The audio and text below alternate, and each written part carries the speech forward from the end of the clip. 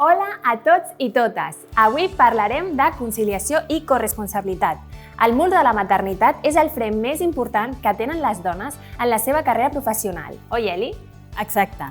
Avui coneixerem quins són els biaixos inconscients de gènere associats a la maternitat, a les mares, i què podem fer per evitar que la maternitat sigui un moment de renúncia per les dones i de fuga de talent per les empreses, com passa encara en moltes ocasions. I també entrevistarem a Mediapro, l'empresa Woman Approved d'avui, que ens explicaran les seves millors pràctiques en aquest aspecte que els estan donant molts bons resultats. Comencem? Comencem!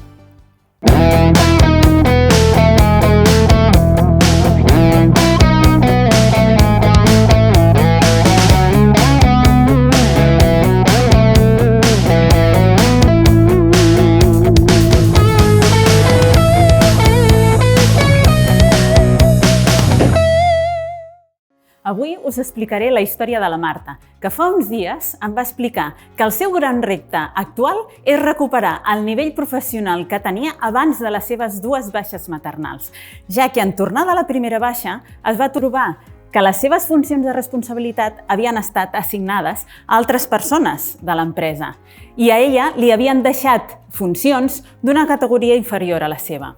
I que, sense haver recuperat el seu nivell anterior de funcions, en tornar de la segona baixa de maternitat es va trobar que li havien assignat funcions encara més simples. Per què li va passar això a la Marta? I per què li passa a moltes altres dones? Doncs per culpa d'un dels biaixos de gènere més potents, el biaix de maternitat, que fa que, inconscientment, donem per fet que les dones, quan esdevenen mares, ja no voldran més responsabilitat i baixarà el seu compromís amb la feina, ja no tindran l'ambició per promocionar a noves posicions i inclús les podem arribar a degradar perquè pensem que els estem fent un favor descarregant-les de responsabilitat. Però deixeu-me que us faci una pregunta. Creieu que la telepatia existeix? Creus que és capaç d'endevinar el que vol una altra persona sense demanar-li? Oi que no?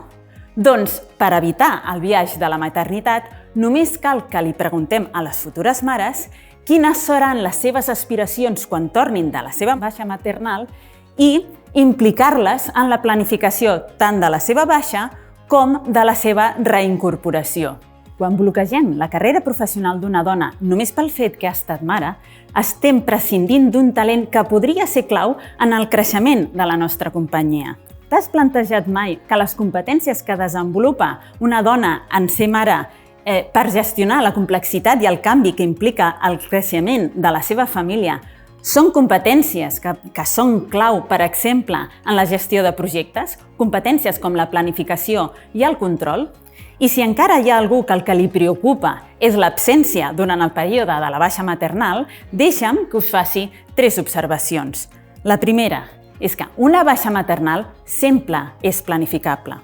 La segona és que una baixa per accident de moto, per lesió en un partit de futbol o per un esport de risc pot ser una baixa inclús més llarga que una baixa maternal i són baixes que no pots planificar.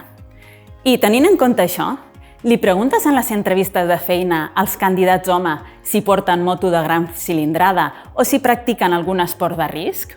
Oi que no? I ara coneixerem quines són les millors accions que porta a terme Mediapro per facilitar la igualtat i també la conciliació i la corresponsabilitat.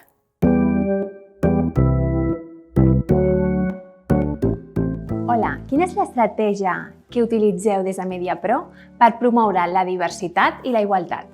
En Mediapro siempre hemos creído que la igualdad de oportunidades y la gestión de equipos en entornos inclusivos forma parte de la manera de entender el negocio. Es por eso que en 2018 decidimos hacerlo de una manera expresa con la publicación de nuestro primer plan de diversidad, un plan donde establecíamos nuestra apuesta por propiciar entornos culturales inclusivos, libres de prejuicios y donde la igualdad de trato y de oportunidades fueran los valores de la organización. Desde entonces también contamos con un comité de diversidad representado por miembros del Consejo de Dirección, con un departamento de diversidad y de igualdad, así como con 7 miembros que representan la diversidad a lo largo de todos los centros de trabajo internacionales. Trabajando en este sentido, nos comprometemos a fomentar una cultura inclusiva libre de prejuicios y en el que el principio de igualdad de trato y oportunidades rija todas y cada una de las actuaciones de la organización. Actuaciones que comprenden ámbitos como el de la selección, de la formación, de la comunicación i, por supuesto, de la conciliación. Quina evolució heu fet i quins resultats destacaríeu? La diversitat i igualtat són valors molt consolidats en la cultura del grup Mediapro. En aquest sentit, el nivell d'esponsorització és un indicador molt significatiu de la importància de diversitat i igualdad. La estrategia está dirigida a hacer que siempre esté presente de forma intrínseca en la toma de decisiones y en este sentido ha evolucionado en torno a varios ejes fundamentales. Estos ejes son la formación, la promoción, comunicación, visibilización, además de otras políticas retributivas y de conciliación. Por dar un poquito una idea de las principales actuaciones en estos ámbitos, tendríamos en el sector formativo un programa virtual, el programa Sí, dirigido a todos los profesionales del grupo y que ha tenido muy buenos resultados en cuanto a participación y pretende eliminar los sesgos de género en la toma de decisiones. En la parte de promoción interna contamos con un programa interno de mentoría que pretende la visibilización y la identificación del talento, especialmente del talento femenino dentro de la propia organización. En cuanto a comunicación, el área de diversidad es muy activa en cuanto a publicación de contenidos, debates, encuentros virtuales, etc. De hecho, cuenta con un espacio propio y dedicado dentro del portal corporativo para la publicación de temáticas de diversidad e igualdad. Además, se han publicado 2 guías de comunicación no sexista, una con una orientación más hacia el público interno y otra en la actividad propia de generación y publicación de contenidos.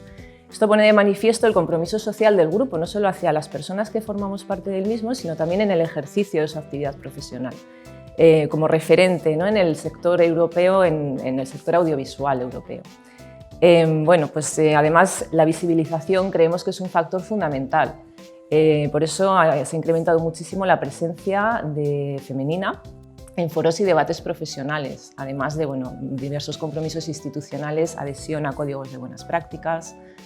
Esto serían un poquito en los ámbitos más estratègics, digamos, del área de diversidad.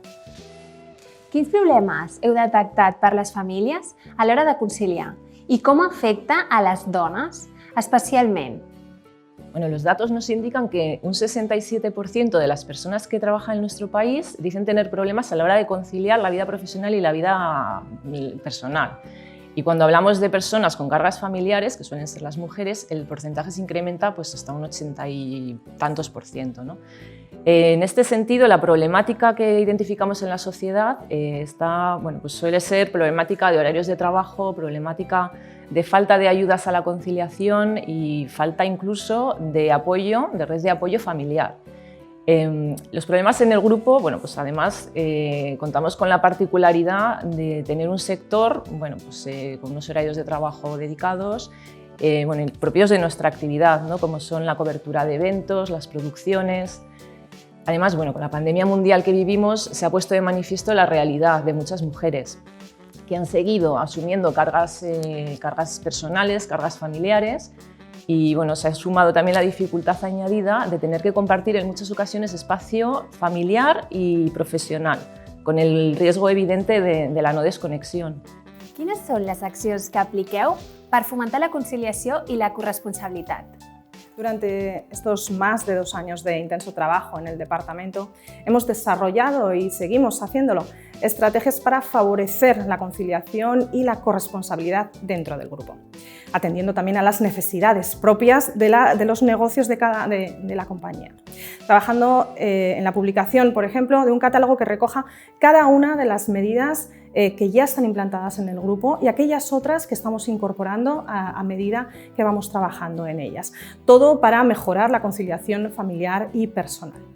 Además de esta guía, de esta publicación, también hemos estado trabajando en una serie de actividades específicas como la denominada Día Sin Cole, un evento especial que celebramos en Madrid en el año 2019 y que la pandemia nos tuvo que paralizar, pero que fue muy bien acogida por parte de nuestros profesionales. Un día sin cole en el que buscábamos en aquellos días no lectivos, pero sí laborables, que los profesionales y las profesionales del grupo pudieran venir acompañadas con sus hijos e hijas a nuestro espacio de trabajo. Además, también y con la mirada puesta especialmente en la mujer que acaba de ser madre, hemos adaptado en los centros de trabajo de España, con más número de trabajadores, salas de lactancia para que aquellas madres que deseen hacerlo puedan tener un espacio adecuado, íntimo, para seguir prolongando la lactancia.